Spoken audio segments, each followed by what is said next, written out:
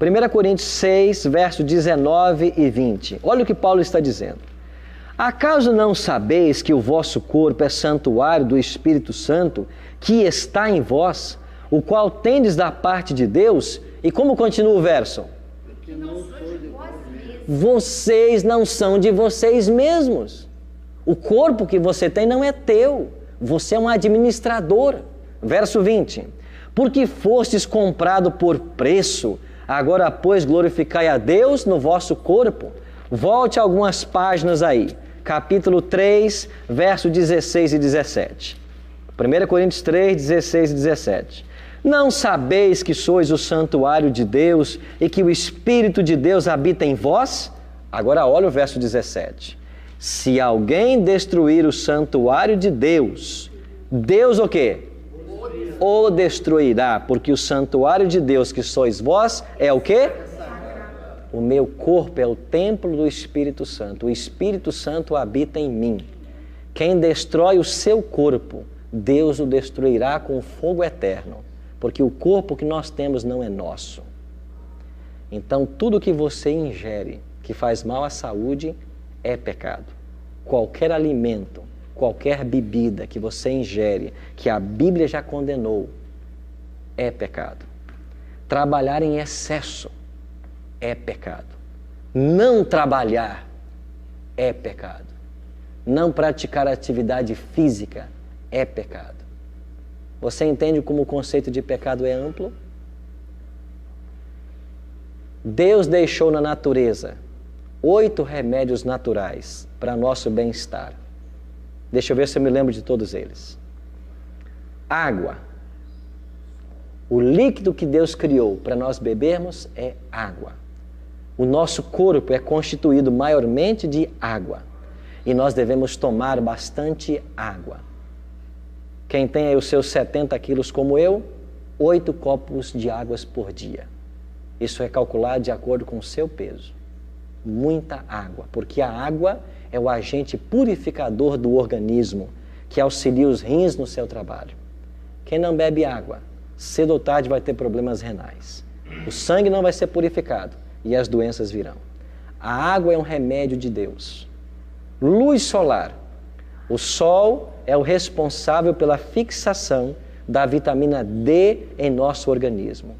Quem não toma luz solar nos horários próprios, porque hoje temos que falar disso também, devido aos efeitos estufa e os problemas com a camada de ozônio. Então, luz solar é um remédio que Deus colocou para todos nós. E ele não só ajuda a natureza no processo da fotossíntese, como nos ajuda também. Exercício físico. Nós fomos criados para o exercício, porque o trabalho original do homem era braçal. E nós temos que ter atividades físicas para manter o corpo funcionando bem. Ar puro. Nós devemos primar pelo ar puro.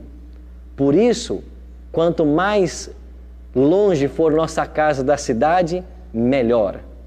Se você olhar para a Bíblia, a ideia de aglomerar pessoas em uma cidade é a ideia do diabo. A ideia de Deus é uma vida no campo, tranquila. As pessoas hoje se amontoam em apartamentos e vivem em cidades onde eles respiram o hidróxido de carbono que é emitido dos automóveis. Quinto remédio, confiança em Deus. Nós temos que entender de que nós fomos criados para nos relacionar com um ser superior. Confiar em Deus é um remédio natural. E a ciência hoje prova de que as pessoas que têm um relacionamento com Deus, uma vida espiritual, elas vencem as doenças com mais facilidade. Repouso. Um dos remédios naturais é ficar de repouso. E o ser humano deveria se habituar a dormir 8 horas por dia. Tem gente que diz assim, não, eu durmo 3 horas e fico bem. Ok, com 17 anos você pode fazer isso, mas com os 30 vão te cobrar as horas que você não dormiu. Tá bom, 8 horas, eu deito 3 da manhã e acordo às 11 da manhã. Não funciona. Porque Deus colocou dispositivos na natureza. E quando nós dormimos e por volta da meia-noite, 1 da manhã, é que o organismo nosso produz uma substância que vai recuperar as energias e as células vitais nossas são revigoradas. Isso quer dizer de que Deus nos criou para dormir cedo e acordar cedo.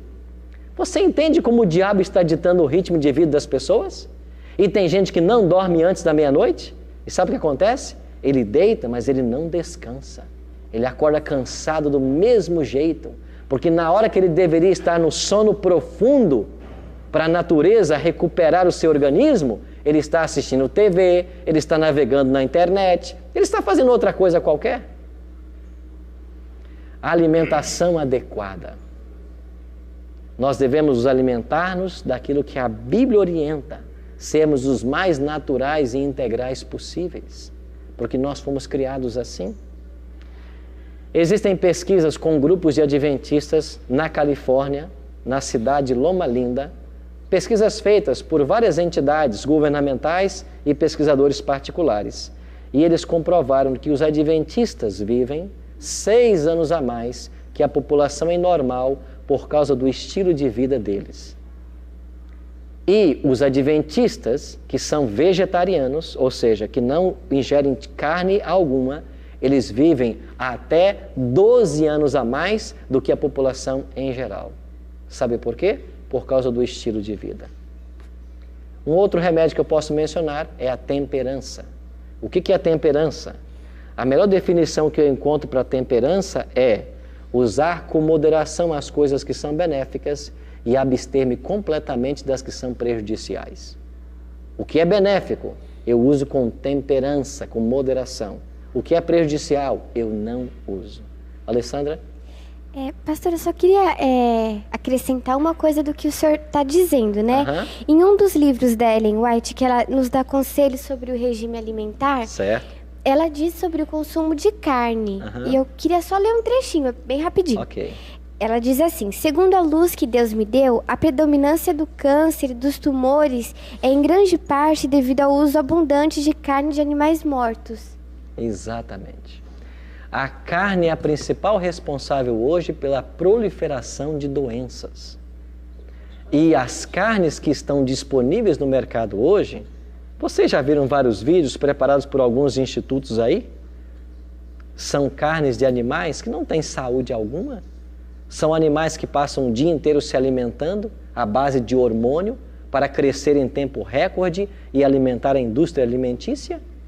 São animais que passam por uma carga de estresse tremenda antes da morte e a carne já chega contaminada nos açougues, sem contar o tempo que essa carne, desde a morte do animal até parar na mesa de alguém.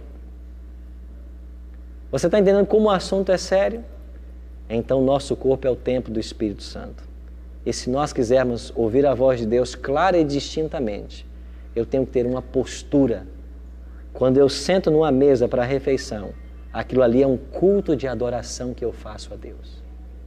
Eu estou adorando a Deus. Porque 1 Coríntios 10, 31, Paulo ensinou isso.